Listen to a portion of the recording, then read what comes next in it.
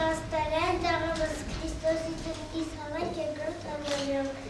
Հաց ստանում են ծորերի արուրից, Եգիպտ ծորերի արուրից, Աշոտայից բնույթի արուրից և կարու արուրից։ Տարբեր երկրներում հացի բաղադրիչները տարբեր են հրատարակի կամը։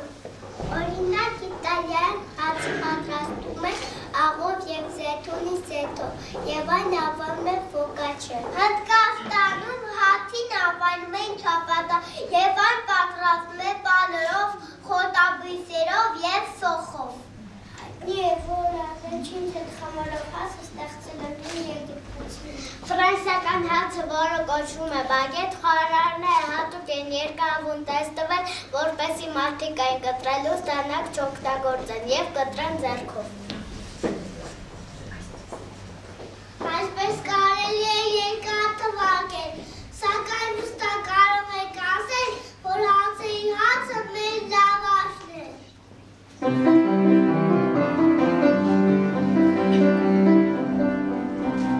Աշխատում ենք օրինքուն, գիշեր ցերեկ մեկ անգուն, աշխատում ենք օրինքուն, գիշեր ցերեկ մեկ անգուն, ծորեն աման կարյուրանենք, ուրախ խմոշանենք, ծորեն աման կարյուրանենք, ուրախ խմոշանենք, տխենք անալավաշխարով, աղջիկները եկան ազով, տխենք անալավաշխարով, աղջիկները եկան ազով։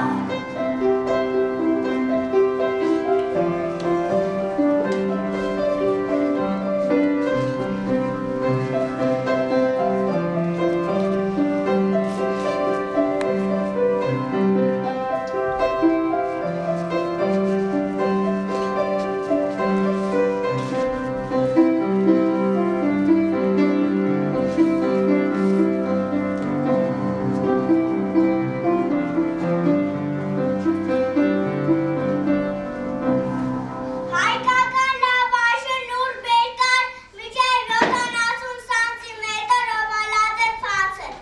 որը բաղկացած է ջրից, ցորենի արյունից և աղից։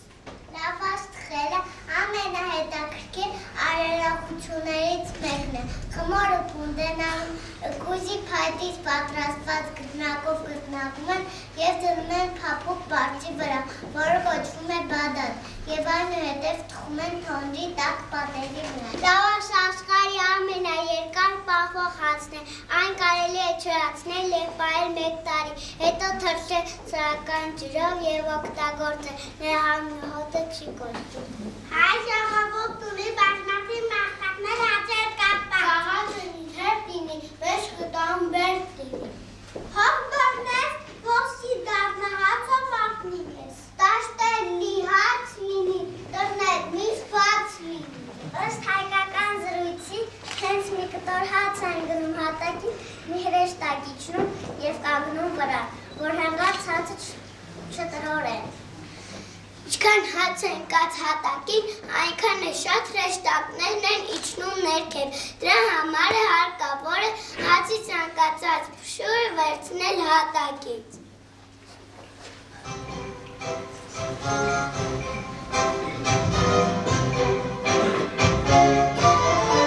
Հատիկ, հատիկ, մի հատիկ, ես անեցի մի հատիկ, հատիկ ելա մեծացավ, ու ծորենի հատացավ, հատիկ ելա մեծացավ, ու ծորենի հատացավ։ Տատիկ, տատիկ, արի դես, ծորենի կրկտակես, կաղասալուր կմաղես, կացը գատակ կրկխես, կաղասալուր կմաղես,